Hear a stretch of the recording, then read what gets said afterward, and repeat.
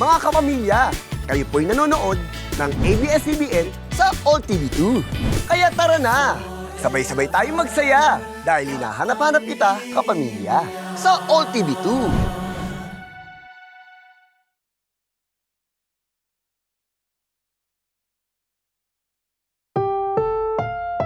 Ang susunod na programa ay rated PG. Patnubay at gabay ng magulang ay kailangan sa mga batang manonood. Ay rated PG. Patnubay at gabay ng magulang ay kailangan sa mga batang manonood.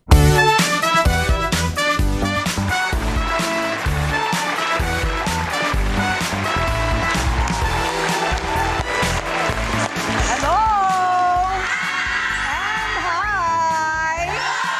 Buongiorno sa mga kababayan nating nasa Italy, o hindi ba? At Sabah Al Khair naman sa mga OFW dyan sa UAE. At good morning sa lahat ng mga kamisis at kapatid natin, mga kapamilya, saan mang panig ng mundo. Ito ang Face to Face with Ate Coring. Okay.